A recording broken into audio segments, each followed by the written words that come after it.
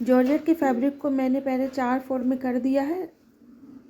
4 fold में करने के बाद अब लगा लेते हैं लंबाई का निशान। लंबाई जितना भी होगा उसमें 1.5 इंच एक्स्ट्रा लेकर के यहाँ पर मैंने लगा लिया है लंबाई का निशान। अब कट करके एक्स्ट्रा कपड़ा हटा देते हैं, जो कि बाद में स्लीव्स की कटिंग होगी। अब पहले कपड़े को अच्छे से कर लेना है ताकि कोई भी सिलवट ना रहे, नहीं तो कटिंग सही से नहीं होगी। शोल्डर का निशान लगा लेते हैं 7 इंच पर, क्योंकि शोल्डर जो है तो वो है 14, तो 14 का हाफ किए तो होगी 7 इंच पर। और आर्म होल का भी मैंने 7 इंच पर निशान लगाया है। उसके बाद अब लगा लेते हैं यहाँ पे चेस्ट का निशान। चेस्ट जितना भी होगा उसका 1/4 कर। चेस्ट से लेकर नीचे 13 इंच पर मैंने हिप का निशान लगाया है। 6 इंच पर लगा लिया है कमर का निशान। तो यहाँ पर कमर का भी 1/4 कर लेना होगा और यहाँ पर हिप का भी 1/4 करना है। और 1.5 इंच का लूजिंग भी मैंने इसमें ऐड कर दिया है। उनके बाद अब इन निशानों को इस तरीके से मिला लेना है और जितना हिप लिया है यह दामन को भी उतने ही दामन का भी निशान लगा लेना है। अब इन निशानों को इस तरीके से मिला लेते हैं।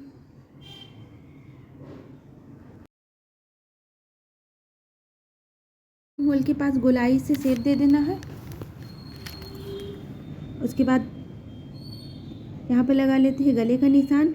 गले की चौड़ाई मैंने 3 इंच लिया है और आप इसकी गहराई अपने अकॉर्डिंग ले सकते हो। यहाँ पे कटिंग कर लेने के बाद अब कर लेते हैं इसकी अस्तर की कटिंग। अब अस्तर के कपड़े को भी मैंने 4 फोल्ड में कर दिया है और यहाँ पर रख दिया है मेन फैब्रिक। और उसके बाद इसी के अकॉर्डिंग अस्तर की भी कटिंग कर लेते हैं। अच्छे से पहले बिछा लेना है।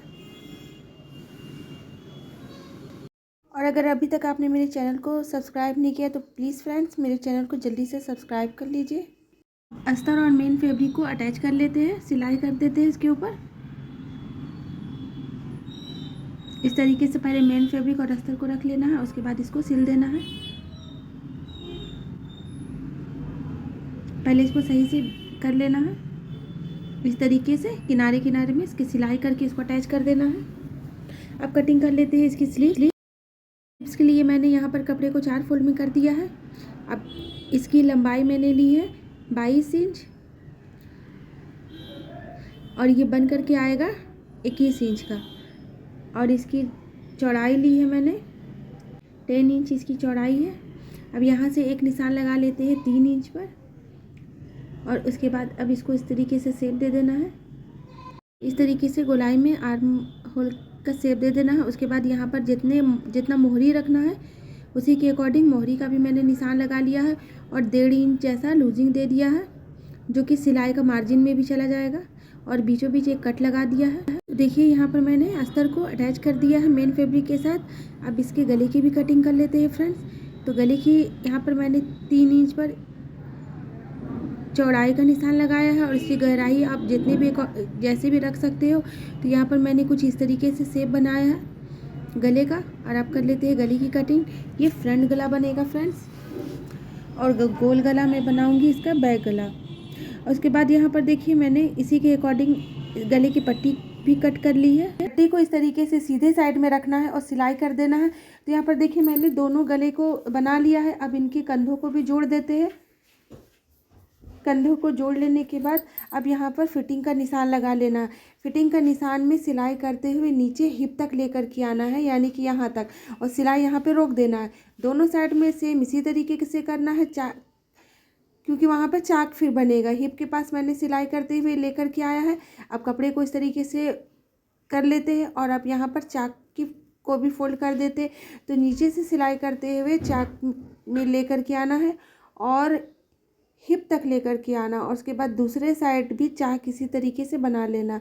देखिए यहाँ पर सिलाई करते हुए मैं लेकर के आ रही हूँ ऊपर हिप तक। उसके बाद अब इस तरीके से फोल्ड करना है और दूसरे साइड का चाक को भी इसी तरीके से फोल्ड करते हुए नीचे तक लेकर के जाना। तो जिस तरीके से यहाँ पर मैंने दोनों चाक को बनाया, सेम दूसरे साइड भी इसी तरीके से चाक बना लेना है।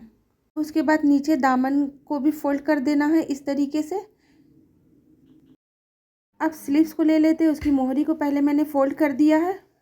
2 इंच पर एक निशान लगा लेना है और फिर दूसरे साइड भी इसी तरीके से 2 इंच पर निशान लगा लेना है। फिर इन निशानों को इस तरीके से मिला देना और फिर ऊपर के साइड भी 2 इंच पर एक और लाइन ड्रॉ करना है। इसी तरीके से एक और लाइन यानी कि 3 लाइन ड्रॉ कर लेना है। उसके बाद यहाँ पर ले लिया है मैंने लेस, और लेस को अब इसके ऊपर अटैच कर देना है, सिल देना है। लेस को दोनों साइड से सिल देना है। अब देखिए इसी तरीके से तीनों लेस को इन निशानों के ऊपर सिलाई कर देना है। तो यहाँ पे स्लीव्स बन गया फ्रेंड्स। अब इसको भी अटैच कर लेते हैं। तो यहाँ पर दोनों स्लीव्स को इस तरीके से रखना है और इसमें सिलाई कर देना है। यहाँ पर देखिए मैंने स्लीव्स को अटैच कर दिया है और स्लीव्स का भी फिटिंग का निशान लगा लिया है। और जिस तरीके से स्लीव्स में मैंने लेस लगाया था, ठीक सूट के दामन में भी फ्रंट साइड में इसी तरीके से लेस लगा लेना है 2 इंच की गैप पर। तो देखिए सिल लेते हैं इसका लटकन। तो यहाँ पर लटकन को मैंने पहले कपड़े को गोल शेप में कट कर लिया है। उसके बाद यहाँ पर एक लेस लगा देते हैं और फिर एक और कपड़े का पीस लेकर के इस लेस के ऊपर इस तरीके से रखना है और इसके किनारे में का और सिलाई कर देना है। तो सिलाई कर देने के बाद अब इसको सीधा कर लेते हैं। तो सीधा कर लेने के बाद अब लटकन को डोरी में अटैच कर लेने के बाद देखिए ये पूरे सूट का लुक कुछ इस तरीके से बना है फ्रेंड्स। वीडियो पसंद आई तो लाइक ज़रूर करिएगा।